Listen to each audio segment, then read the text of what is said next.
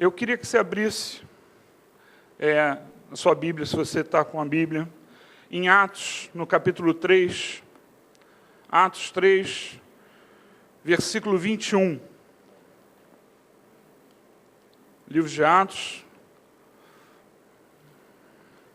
capítulo 3, bem logo depois dos 4 evangelhos, Atos 3, versículo 21, nós vamos ler só um versículo, só esse versículo 21.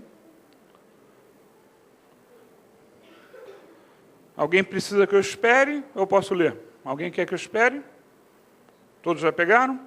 Atos 3, 21, diz assim: é necessário que ele, esse ele é Jesus Cristo, permaneça no céu, até que chegue o tempo em que Deus restaurará todas as coisas, como falou há muito tempo, por meio dos seus santos profetas. Eu vou ler de novo para vocês. É necessário que ele permaneça no céu, até que chegue o tempo em que Deus restaurará todas as coisas, como falou há muito tempo, por meio dos seus santos profetas. Amém. Feche seus olhos comigo, vamos orar. Senhor, traga a tua palavra a cada um que está aqui, Senhor, que seja uma mensagem pessoal, Pai, que o teu Espírito Santo venha, Senhor, a incomodar naquilo que precisa ser, Senhor, mudado, transformado, que todos nós possamos, em nome de Jesus, receber de Ti uma mensagem, Pai. Que o Teu Espírito Santo, agora, Senhor, esteja atuando, e eu creio que Tu já estás fazendo isso, Pai, trazendo a cada um, Senhor, a Tua palavra, a Tua mensagem. É o que nós pedimos, em nome de Jesus. Amém. Para você que talvez não tenha entendido isso que eu falei, eu vou dar uma pequena explicação. Nós acreditamos que quando nós estamos aqui trazendo a mensagem ela foi programada, ela foi escrita, eu estou aqui com ela no papel e eu vou trazer essa mensagem, mas além de Deus inserir coisas durante o momento que eu estou trazendo essa mensagem, Ele também pessoalmente fala a você. Basta que você tenha a seguinte atitude: abra o seu coração para ouvir. Se você fizer isso, Deus vai falar com você, eu tenho certeza. Eu não tenho dúvida porque Ele faz assim, tá bom? Bom, esses versos, eles fazem parte, esse versículo que nós lemos, ele faz parte de um discurso de Pedro, não sei se você sabe, mas Pedro, ele negou Jesus 3 vezes, ele se acovardou algumas vezes. Então, Pedro, quando estava junto de Jesus, ele era muito corajoso. Mas quando ele estava sozinho, ele ficava medroso, ele ficava covarde. Então, esse discurso de Pedro é o momento da virada, O Espírito Santo veio sobre a vida dele, ele foi batizado com o Espírito Santo, E aí há uma virada de mesa. Ele agora se torna corajoso. Ele agora se arrisca. Então, esse é um discurso famoso de Pedro. E no final desse discurso, no templo, que ele faz no templo, ele diz aquilo que iria acontecer, que Deus vai restaurar todas as coisas. A terra, como nós conhecemos hoje, uma vez eu trouxe uma palavra falando sobre o lixo, Você já pensou? Será que é difícil da gente imaginar a terra sem lixo, Mas não era para ter lixo, porque lixo é sobra, é excesso, é algo que foi mal usado. Vocês concordam que lixo é isso? Não teria, eu não sei como seria, não me pergunte, mas não teria lixo na terra. A terra seria completamente diferente. Então, quando Jesus vier, Ele vai restaurar todas as coisas. Aliás, Deus restaura todas as coisas, aí Jesus vem, Então, eu não vou entrar aqui no mérito, mas só para você entender, quando Jesus vier, Ele vai ficar nas nuvens, permanecer nas nuvens. Os anjos de Deus vão pegar todas as pessoas que creem em Jesus Cristo, é assim que vai ser, a gente lê isso na palavra. Todos serão então levados para se juntar a Jesus nas nuvens, e aí é que vem os famosos 4 cavaleiros do Apocalipse, que na verdade eles são anjos de Deus, trazendo sim destruição, porque há necessidade da transformação disso que nós vemos hoje. Então, ao tirar, né, nesta hora o povo de Deus, vai vir destruição sobre a terra. Então, essa destruição vai destruir tudo que existe, né? Aí a Bíblia fala que o mar já não existirá, porque o mar, ele simboliza as coisas erradas do mundo, né? A ganância, a inveja, a falta de amor. Então, tudo isso é representado pelo mar. Então, o mar já não existirá mais e nós viveremos num mundo diferente. Então, é isso que Pedro está falando aqui. Mas ele está falando, né, que Deus vai restaurar todas as coisas naquele dia. Mas a restauração do ser humano, ela já começou lá com Adão. Porque quando Adão foi posto nesse mundo, a terra era perfeita. A terra era perfeita. Nem chuva existia. Nós lemos na Bíblia que é a primeira vez, por isso que talvez você não entenda, né? Por que o povo não acreditou em Noé? Porque Noé falou que ia cair água do céu, mas nunca tinha caído água do céu. Então, um dos motivos, né, deles não acreditarem é porque não havia chuva. O sistema era tão perfeito. Vocês conhecem hoje a agricultura? Eles põem, né, entre as plantas, para não desperdiçar água. Não sei se vocês já viram isso, né? Mas entre as plantas, nas plantações, eles fazem uns caninhos que só jogam um jatozinho, só o necessário, né, para que aquela planta tenha a água que ela precisa do dia, né, e sobreviva. Então, a irrigação ela é feita hoje de uma forma como era no início. Não chovia, porque a chuva destrói, né? A chuva muitas vezes destrói. Então, não chovia, a água saía do solo. Então, era um sistema perfeito. E tudo foi degradado, porque o ser humano, eu costumo dizer, às vezes as pessoas também não têm esse conhecimento, mas você sabe por que Adão foi tirado do barro? Você sabe por que Adão foi formado do barro? Porque ele representava a terra. Quando ele erra, toda a terra, ela denigre, né? Ela fica ruim. Então, o pecado de Adão teve uma repercussão, aí você lê na Bíblia, você não entende, né? Você lê na Bíblia e diz assim, a partir daquele momento, começaram a ter espinhos que não existiam. Na verdade, a partir daquele momento, tudo degradou. Tudo degradou. Você sabia que o eixo da Terra está mudando aos pouquinhos? Quem sabia disso? Só uma curiosidade. Quem sabia disso? Poucas pessoas. O eixo da Terra, ele está aos pouquinhos, por isso as estações estão mudando. Gente, tudo isso está relacionado, eu gostaria que você cresce nisso, né? Pode ser que você não acredite em mim, mas tudo está relacionado à separação do homem de Deus. Tudo está relacionado à queda de Adão. Tudo está relacionado a um erro que se perdurou até hoje. Esse, né, é o objetivo de Deus. Restaurar. Restaurar tudo. Ele vai chegar numa hora que ele vai restaurar a terra. Ele vai restaurar a terra. Antes de Jesus vir, ele vai restaurar a terra. Mas hoje, ele já está restaurando o homem. Porque se você conhece a palavra, se você conhece o que está escrito nesse livro aqui, maravilhoso, você vai descobrir que assim que o homem se afastou de Deus, Deus criou, né? É uma criação de Deus, presta atenção que muita gente vai contra, né? Mas Deus criou a religação, que depois, né, em português, se transformou religião, religar em latim, né? Então, a religação com Deus começou quando o homem se separou dele. Deus começa a planejar a volta. Desde lá, Deus tem o objetivo de restaurar a comunhão com o homem.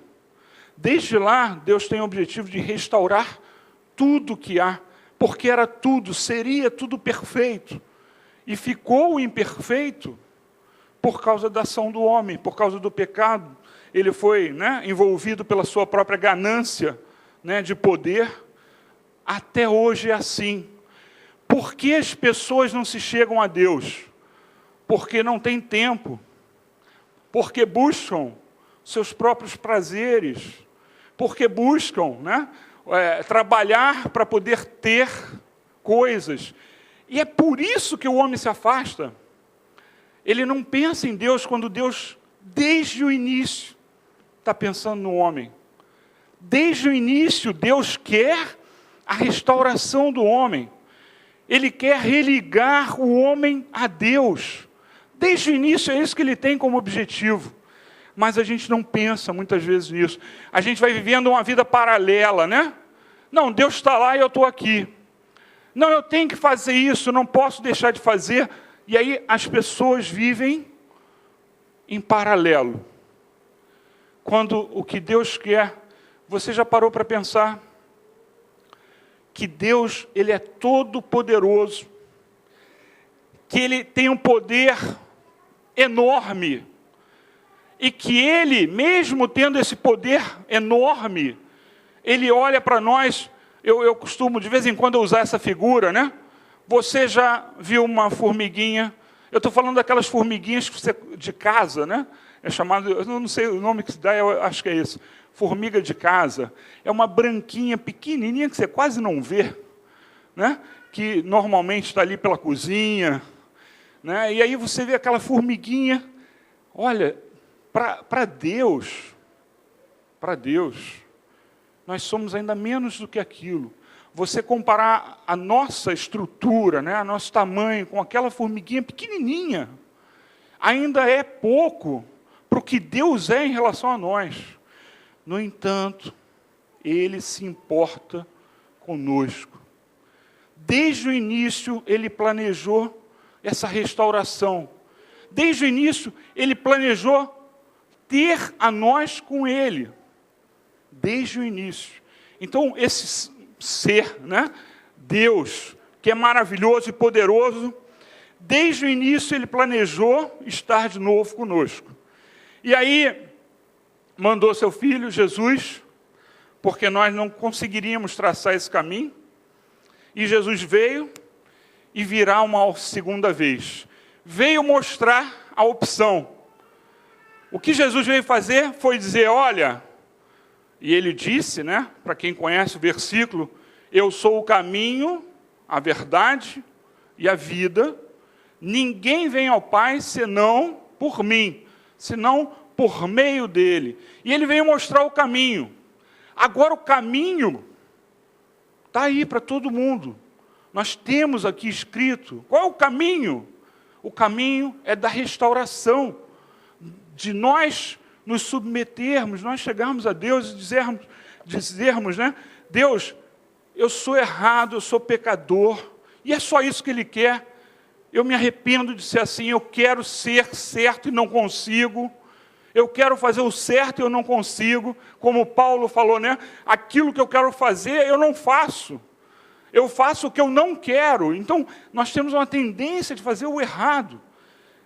O que Deus quer é a nossa vontade de fazer o certo. E Ele nos ajuda, Ele nos corrige, Ele nos dá um rumo. E é isso que nós precisamos. Sabe, a igreja hoje, ela está sendo formada. E ela está sendo restaurada. E o ser humano está sendo restaurado para Deus. Essa restauração que nós lemos aqui, né, no versículo. Então, olha só. É necessário que ele permaneça no céu até que chegue o tempo em que Deus restaurará todas as coisas, inclui a humanidade. Nós estamos incluídos aí. E essa restauração já começou. A igreja já está sendo restaurada, já está sendo preparada para esse grande dia. O dia que Ele vai mandar os anjos, e aí a Bíblia fala, né, as pessoas não entendem muito, né, ouvem falar sobre arrebatamento. O que é arrebatamento? Arrebatamento são os anjos vindo aqui, aí diz a Bíblia, 2 estão dormindo, um vai subir e o outro vai ficar. 2 estão no campo trabalhando, um vai subir e o outro vai ficar. Porque nessa hora, Jesus sabe aqueles que creem que Ele trouxe a salvação para nós. E nessa hora vai haver essa separação. Mas a restauração, ela começa hoje. Você não sabe qual é o dia. Eu não sei qual é o dia. Não dá para arriscar, né? Quem gosta, né, de estudar a Segunda Guerra Mundial, né, ou quem conhece alguma coisa sobre planejamento militar, sabe que existe o dia D, né? Dia D, hora H, minuto M. Eu estou falando sério, é assim mesmo, tá? Não é gozação, não, é assim mesmo. Dia D, hora H, minuto M. Tá? Então, o que é aquilo? É a hora que qualquer coisa vai acontecer. Então, na Normandia, eles desembarcaram, né, no dia D, mas além do dia D, tinha uma hora H e um minuto M, que ninguém fala. Mas existia tudo isso. Então, existe um dia D. Todo o planejamento foi feito para naquele dia, e o dia D, entendam, é eles tocando a terra, não é a hora que eles saíram da Inglaterra, não. Eles saíram da Inglaterra para o norte da França, para invadir, né? Para tomar a Europa dos alemães. Mas o dia D é a hora de chegada. Antes do dia D, creio, né? Porque eu trabalhei com isso, era D menos 5, significa 5 dias antes do dia D. D menos 4, D menos 3, D menos 2, D menos 1, um dia antes, dia D. Acabou. Agora desembarca. E aí você tem que entender que nós não temos o dia D. O dia D não foi dito para nós, mas o tempo já está correndo. Nós já estamos no D menos alguma coisa, que só Deus sabe. Nós não podemos arriscar a esperar acontecer, porque na hora que vier, vai acontecer de uma forma que você não espera, como está escrito na palavra de Deus. E aí Deus vem, pega os seus e vai descer o cajado sobre toda a terra. Então, a restauração é para hoje. A igreja está sendo preparada hoje. Hoje, nós vamos fazer aqui, né? Nós vamos pegar o Davi, trazer aqui com os seus pais, e nós vamos orar pelos pais e por ele, para que ele siga, numa determinada hora, ele vai ter a consciência de quem é Deus, né? De quem é Jesus Cristo, e para isso seus pais têm que ajudar, os avós têm que ajudar, e ele vai tomar uma decisão. E ele vai tomar uma decisão, e na hora que ele tomar essa decisão, ele vai estar inserido naquele grupo que será levado, né? Que a partir de agora já é restaurado. Eu queria que você pegasse um Salmo 80 na sua Bíblia. Os Salmos são a metade da Bíblia. Se você abrir na metade, você cai nos Salmos. Salmo 80, nós vamos ler alguns 3 versículos só, nós vamos saltear. Salmo 80, nós vamos começar no versículo 3. Salmo 80, versículo 3.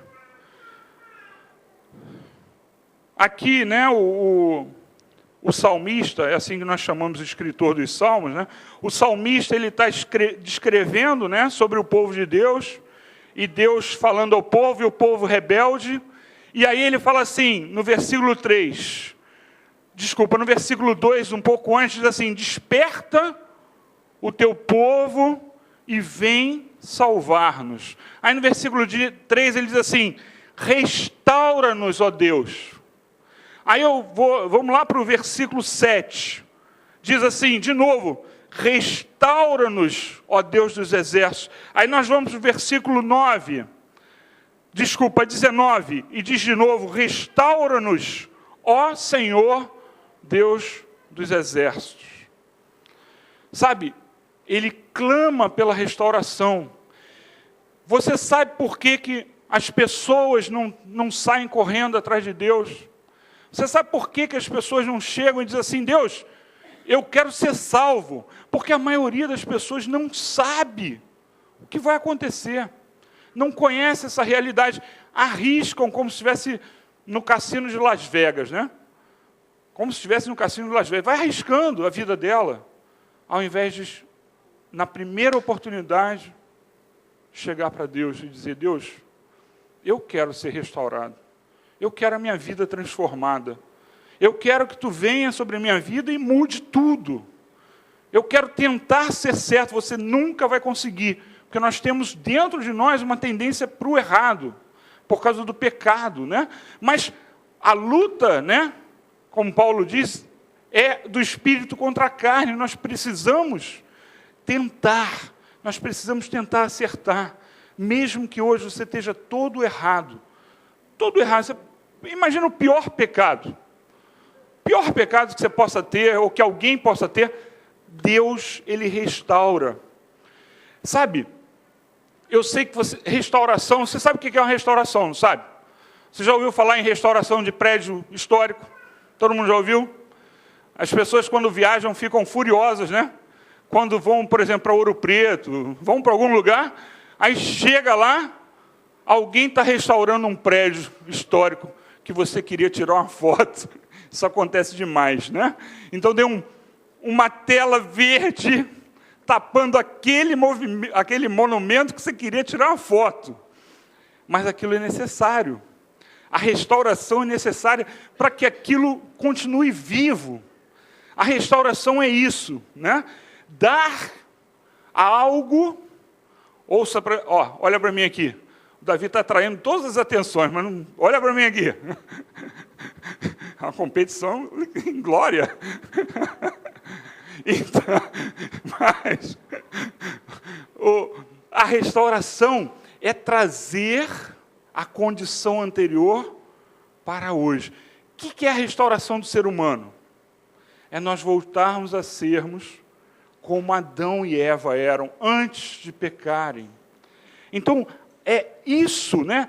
É voltar à condição melhor. É isso que é restauração. E a igreja, o povo de Deus, precisa ser restaurado. A todo momento, mesmo que você já tenha dito, declarado, eu quero Jesus Cristo como meu Senhor e Salvador, ainda assim, você vai precisar, durante toda a sua vida, ser restaurado. É isso, voltar à condição anterior, porque a nossa tendência é para o errado. Então, nós precisamos, e é por isso que eu li esses versículos, né, aqui no Salmo 80, nós precisamos que Deus faça isso.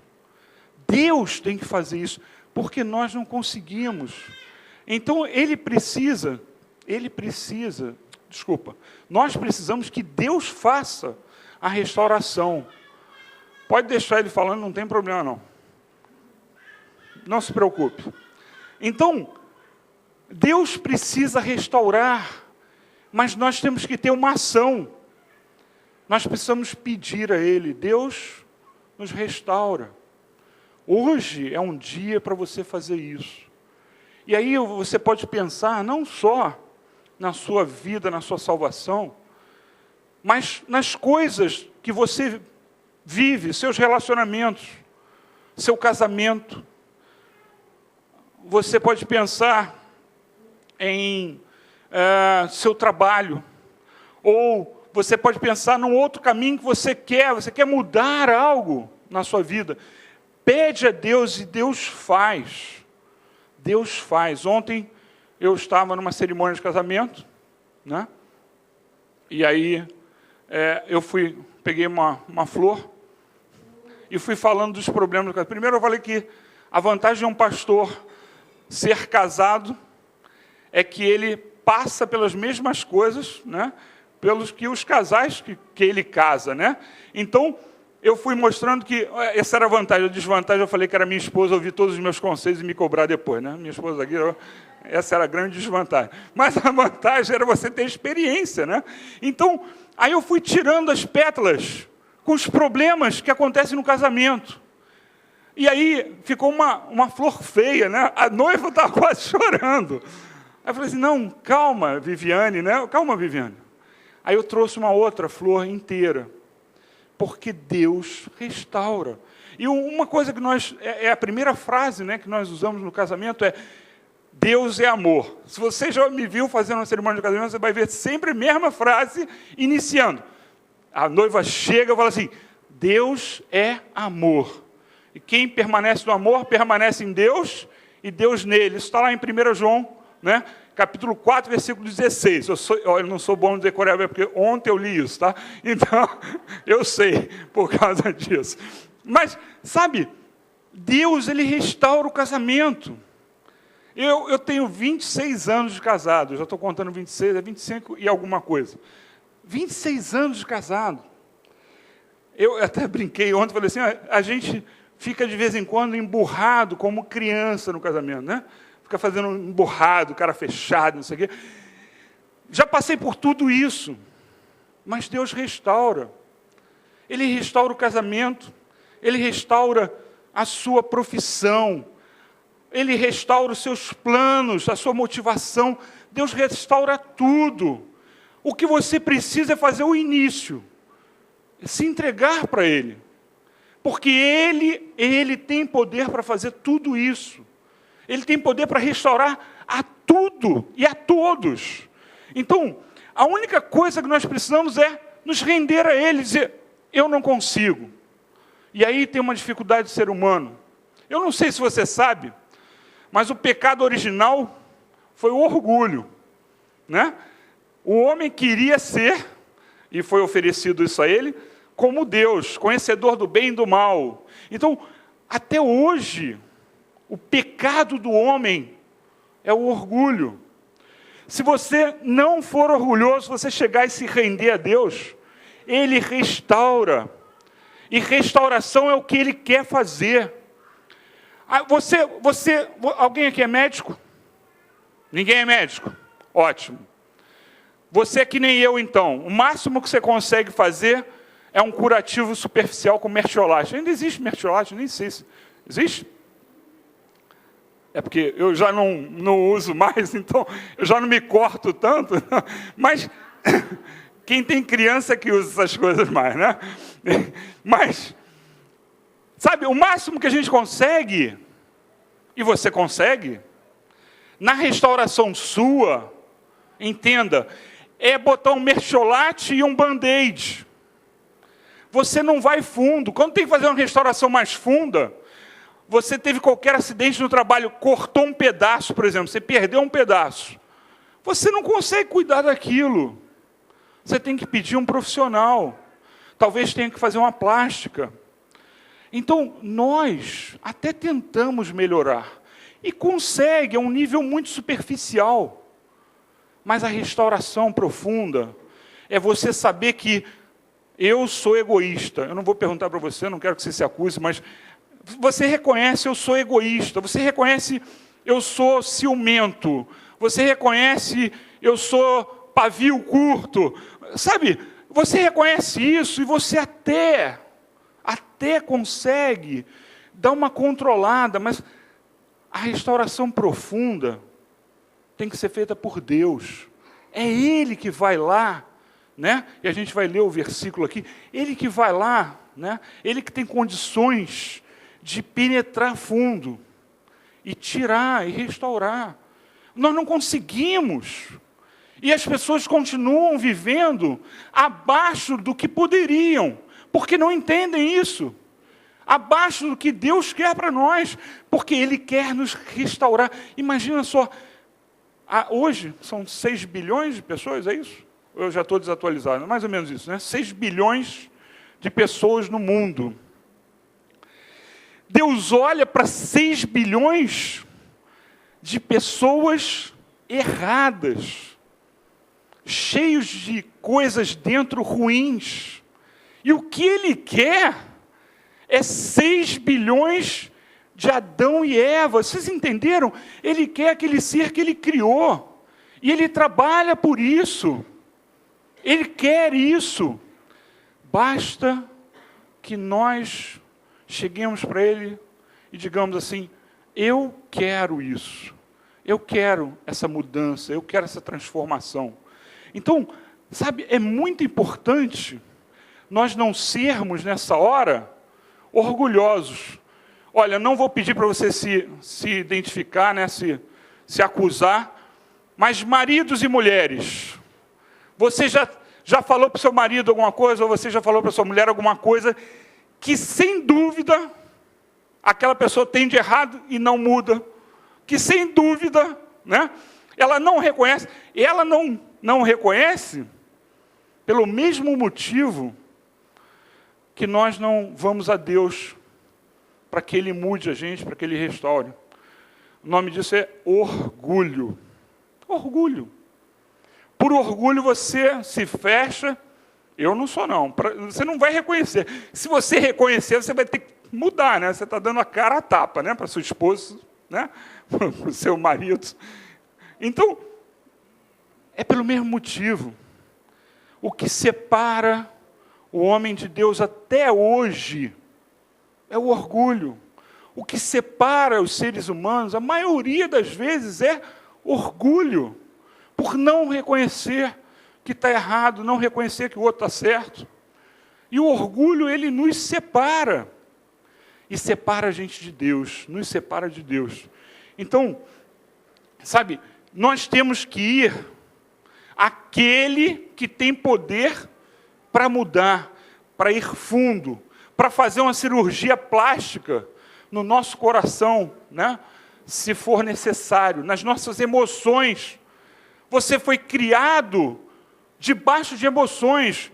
Você é reflexo das emoções dos seus pais, reflexo das emoções das pessoas que estão à volta de você, até dos seus irmãos mais velhos, né? Você é reflexo disso tudo.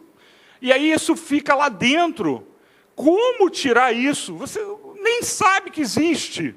Tem gente que nem sabe que existe isso. As pessoas vão ao psicólogo para descobrir que, puxa, eu sou assim. Você sabe que eu tenho um problema. Eu vou confessar, a gente está gravando aqui, mas eu já falei várias vezes, não tem problema. Eu tenho um nome, meu nome é Vanderlei. Quem tem uns 50 anos, mais ou menos, pode imaginar o que isso era naquela época, ter o nome Vanderlei. Eu fui muito, a palavra de hoje é zoado, né? Eu fui muito zoado por ter esse nome. E eu ainda tive uma época, né, que era moda, você que tem mais ou menos a minha idade, cabelo comprido, né, homem com cabelo comprido. E aí eu pegava sol no cabelo, então era Vanderlei, cabelo comprido e louro, porque o sol, né, fazia com que o meu cabelo ficasse louro. Gente, isso aí refletiu. Isso me trouxe a ser o quê? Violento. A pessoa, não sei, Vanderlei, eu partia para a briga. Tinha que provar que não era, né? Você me entende, né? Você que já passou por esse tipo de bullying, aliás, eu não sabia o nome, se eu soubesse, eu ia processar todo mundo em volta de mim, né? Você está fazendo bullying comigo. Não existia isso naquela época, né? Mas, sabe, voltando, a gente passa por essas coisas, isso fica lá no fundo. Quem vai tirar isso? Às vezes os psicólogos, no máximo que conseguem, é mostrar para você que existe o problema. E ele não consegue tirar. Não é remédio que vai tirar isso. É Deus. Você hoje tem a oportunidade de chegar aqui e mostrar a Deus, eu quero ser restaurado nisso. Eu quero mudar isso. Eu quero deixar de ser violento. Eu quero deixar de ser egoísta.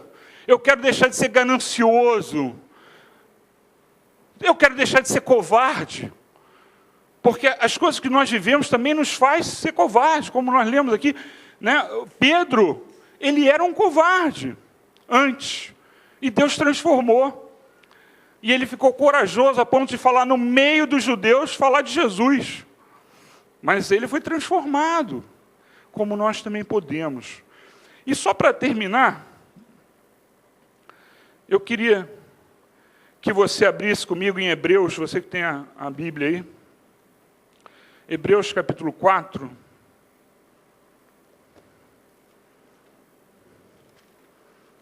Hebreus 4, versículo 12. Vocês lembram que eu falei sobre a palavra de Deus, sobre a Bíblia? Como era importante, né? E aqui entenda, uma explicação para você.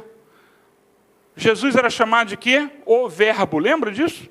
Ou a palavra. Jesus era a palavra em ser humano, em corpo, né? incorporada. A palavra, quando eu vou ler aqui o texto, entenda, é a palavra que você lê, que faz algo especial, e é Jesus Cristo, tá? Então diz aqui, 4:12. Pois a palavra de Deus é viva e eficaz, e mais afiada que qualquer espada de 2 gumes, ela penetra até o ponto de dividir alma e espírito, juntas e medulas, e julga os pensamentos e intenções do coração. Traduzindo, o que ele está falando aqui, as coisas mais próximas que você pode imaginar. Quem hoje pode dizer assim, isso aí é o espírito, ou isso é a alma? A gente não consegue. Você definir espírito e alma é difícil. Então, alma e espírito, Deus consegue, a palavra consegue encontrar essa diferença. Juntas e medulas, é uma coisa só. Mas Deus consegue dividir, ele quer dizer, ele consegue discernir, ele consegue entender as intenções do coração. Ele sabe que você não quer ser como você é. Ele sabe que você não quer fazer o que faz. Ele sabe, mas você não consegue mudar, mas Ele consegue. Ele consegue restaurar. Entrega teu caminho ao Senhor. Confia nele e o mais Ele fará. O versículo é esse. Entrega o teu caminho ao Senhor, confia nele e o mais, o que precisar ser feito, Ele fará. Amém? Eu vou pedir para todo mundo ficar de pé. Você pode ficar de pé comigo? Eu vou pedir para você agora, eu vou pedir para todos, para que todos tenham liberdade. Eu vou pedir para você fechar os seus olhos, todos fecharem os olhos. Eu vou estar de olho aberto para ver quem não fechou. Hein? Feche seus olhos e abaixe a cabeça. Por favor, abaixe a cabeça.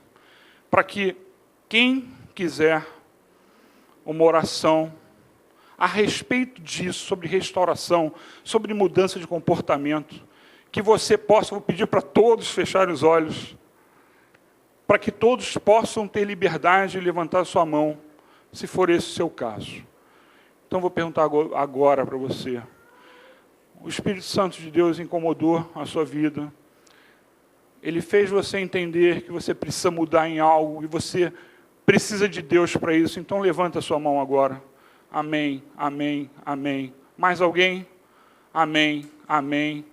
Mais alguém ainda? Quem já levantou pode abaixar a mão. Mais alguém? A oportunidade de Deus ajudar é essa, tá? Amém. Vamos orar. Senhor, nós cremos em Ti, cremos na Tua palavra, cremos no Teu poder, cremos que Tu podes restaurar, Senhor. Ó Pai, o profundo do nosso coração, Senhor, as nossas reações erradas, Pai. Tu podes, Senhor, fazer um milagre em nossas vidas, Senhor, e por isso nós te pedimos agora, Senhor, para todos, e principalmente para aqueles que levantaram suas mãos, reconhecendo seus erros, reconhecendo que precisam da Tua ajuda, Senhor. Que o Teu Espírito Santo, Pai, venha ajudar a cada um aqui, Senhor. Que a Tua palavra penetre, Senhor, que a Tua palavra seja estudada por nós e a Tua palavra nos transforme. Jesus Cristo nos transforma, Espírito Santo nos transforma. Deus Pai, oh Deus Pai, obrigado por tudo que Tu estás fazendo aqui agora, Senhor, porque agora é a hora da salvação, Pai, a hora da mudança, Senhor, é a hora da transformação, Pai. Obrigado por tudo, Senhor, que cada um aqui sinta, Senhor, a sua vida mais leve, Senhor, sinta, ó Pai amado, a mudança, e continue buscando essa mudança, Senhor, continue buscando essa restauração. É o que nós pedimos em nome de Jesus. Amém.